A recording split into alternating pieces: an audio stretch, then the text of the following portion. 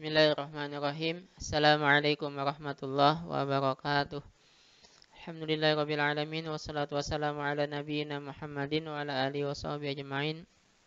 Subhanaka la ilma lana illa ma 'allamtana innaka antal alimul hakim. La haula wala quwata illa billahil aliyyil azim. Sahabat, insyaallah kita lanjutkan pembahasan kita pada sesi sebelumnya tentang kenapa seseorang yang hafal Quran, beberapa juz hafal Quran, tapi kelakuannya nggak benar, nggak baik. Seharusnya Al-Quran itu menjadi petunjuk, menjadi pembimbing dalam kehidupan kita ketika kita dekat dengannya. Harusnya kelakuan kita juga mengikuti seperti apa yang dituntutkan oleh Al-Quran. Tapi kenapa kemudian kita yang sudah atau orang-orang yang sudah hafal Quran ini ada beberapa yang kita temui itu kelakuannya nggak baik, nggak benar gitu ya. Al-Quran terus diulangnya, Al-Quran terus dihafalkannya, tapi kelakuannya tidak mencerminkan isi Al-Quran. Sudah kita bahas kemarin ada 4 poin ya, ada 4 poin sahabat ya yang kita bahas kemarin. Dan insya Allah kita lanjutkan poin yang kelima sekarang. Nah, karena seseorang ini kurang menghormati, kurang menghargai Al-Quran. Kenapa seseorang tadi hafal Quran tapi kelakuannya nggak benar? Karena dia kurang menghormati, kurang menghargai mushaf Al-Quran atau menghargai Al-Qurannya itu sendiri.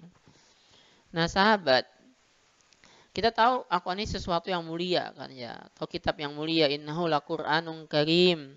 Sungguh dia adalah kitab yang mulia. Bal huwa Qur'anun majid. Bahkan dia adalah kitab yang mulia.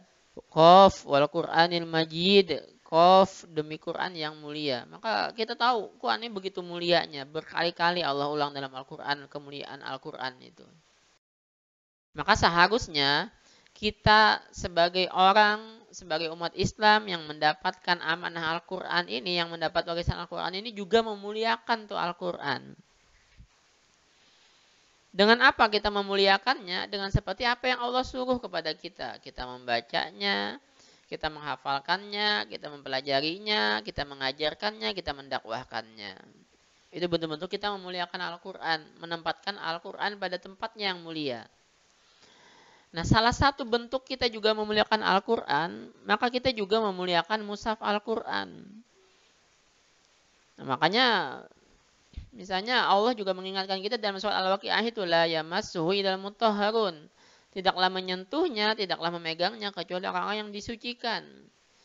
Maka memegang mushaf saja kita harus dalam kondisi suci. Itu bentuk kita memuliakan Al-Quran.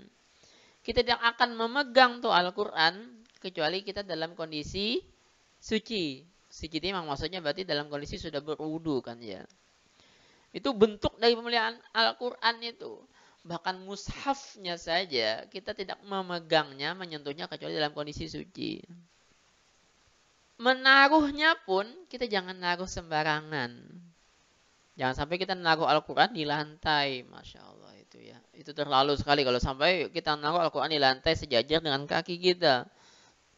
Atau di tempat yang cuman agak tinggi sedikit dari lantai. Kita taruh.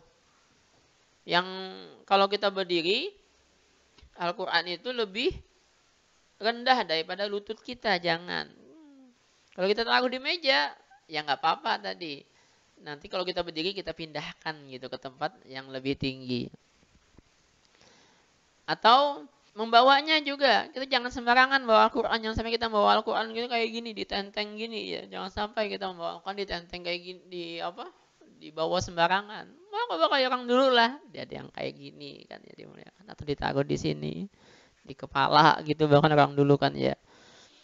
Kalau kita taruh di tas juga ya usahakan memang jangan sampai misalnya kita taruh di tas ransel, jangan ranselnya itu ke bawah sejajar pantat. Nah, di dalam ransel kita tadi ada Al-Quran sejajar pantat, jadi Al-Quran kita atau di belakang pantat kita, atau bahasanya kita pantatin Al-Quran itu. Jangan sampai. Kalau kita bawa Al-Quran dalam ransel, maka tinggikan ransel tadi itu memang di atas, di punggung kita gitu, jangan sampai di pantat kita.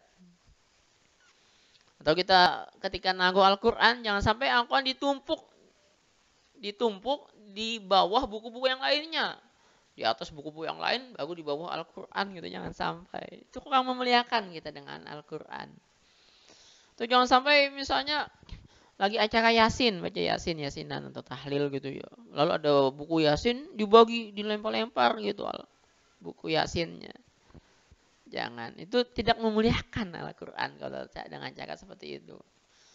Maka muliakanlah Al-Quran seperti apa yang Allah perintahkan. Memang Al-Quran ini begitu mulianya, sangat mulia sekali. Maka bagaimana pantas dan patut kita memuliakan sesuatu, maka seperti itulah seharusnya kita memuliakan Al-Quran. Atau bahkan lebih daripada itulah kita memuliakan Al-Quran. Kalau kita mempunyai suatu benda yang kita sayangi, kita biasanya menempatkannya di tempat yang pantas, tempat yang bagus, maka seperti itu kita menempatkan Al-Quran. Tapi jangan juga kayak orang dulu kan, saking tingginya naruh Al-Quran di atas lemari, akhirnya nggak diambil-ambil saking tingginya. Diambil apa biasanya? Awal Ramadan. Pas diambil, wah debunya tebel. Jangan juga seperti itu, terlalu tinggi. Enggak, ya jangan. Ya proporsional lah ya.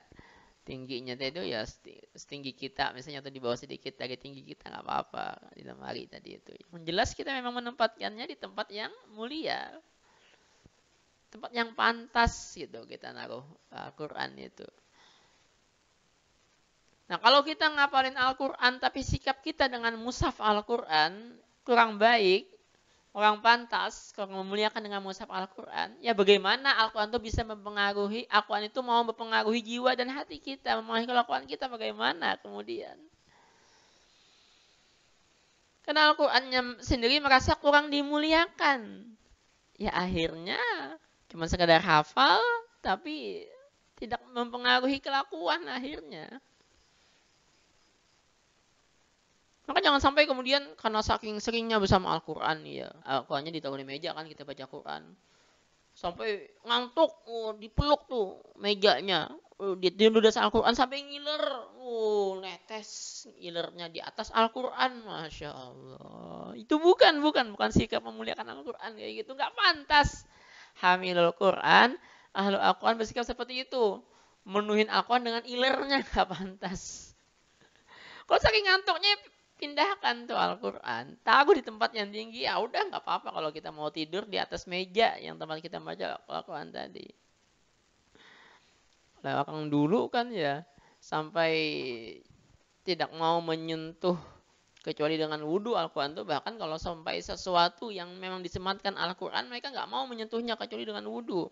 Kalau misalnya meja itu khusus Al-Quran, kemudian dimakan meja Al-Quran, mereka nggak mau menyentuh meja itu kecuali sudah berwudhu. Kalau memang sesuatu disematkan dengan Al-Quran, meja Al-Quran, papan tulis Al-Quran misalnya. Apalagi misalnya, tas Al-Quran misalnya. Kalau sudah pasti disematkan dengan Al-Quran, mereka nggak mau menyentuhnya kecuali dengan berwudu. Kalau orang dulu lebih keras mereka dalam masalah seperti ini, memuliakan Al-Quran ini. Maka wajar kalau orang-orang dulu itu keberkahan Al-Quran lebih melimpah buat mereka. Nah kita sekarang, salah satu sebab kenapa keberkahan Al-Quran ini kurang, karena sikap kita dengan mushaf ini yang kurang baik tadi itu. Maka untuk memaksimalkan keberkahan ini, perbaiki sikap kita dengan mushaf ini. Muliakan mushaf ini seperti apa yang Allah perintahkan kepada kita. Memang ini adalah sesuatu yang sangat mulia. Maka ketika kita memuliakan Al-Quran, maka insya Allah keberkahan Al-Quran itu akan turun melimpah buat kita. Ini yang kelima sahabatnya. Nah, yang keenam, ini adalah karena orang tadi membaca tapi tidak memahami. Hanya menghafalkan, tadi tidak paham dengan isi yang dihafalkannya.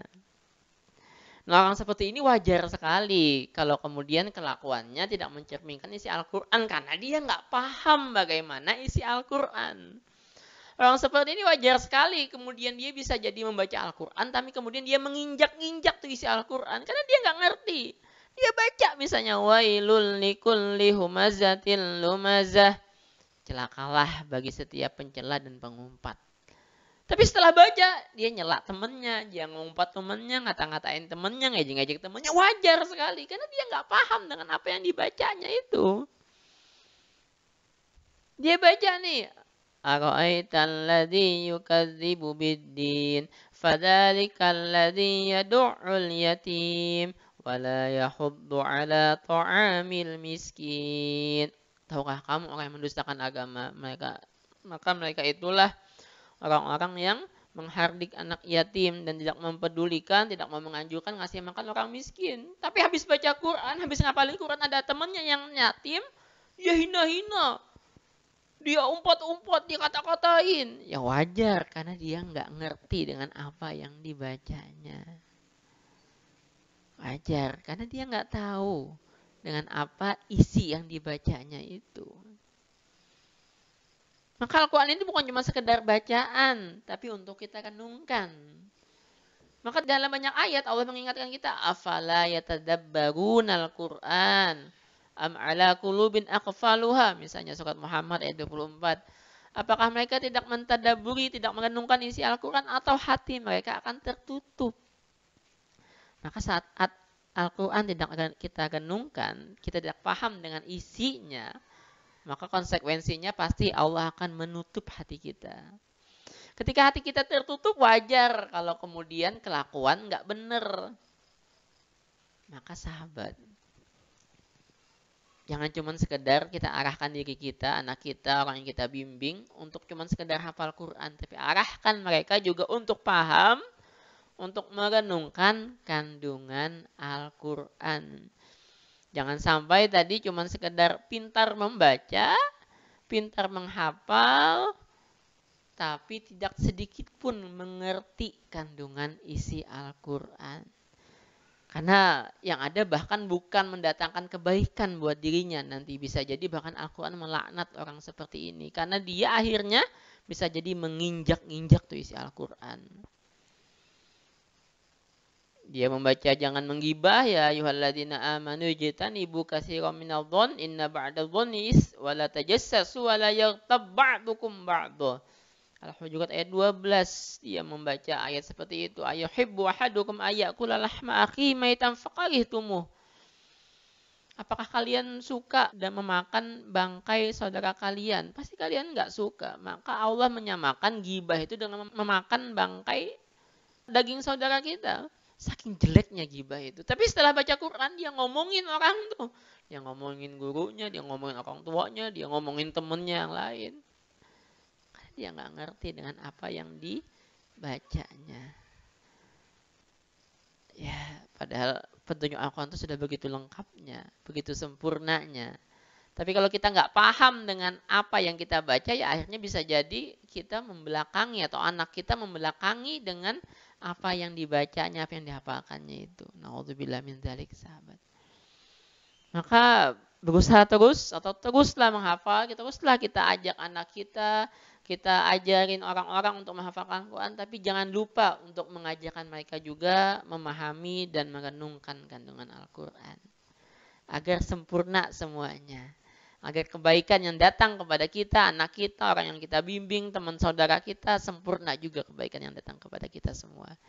Subhanakallahumma bihamdik, asyhadu an la ilaha illa anta, astaghfiruka wa atubu ilaik. Salah khilaf saya minta maaf. Assalamualaikum warahmatullahi wabarakatuh.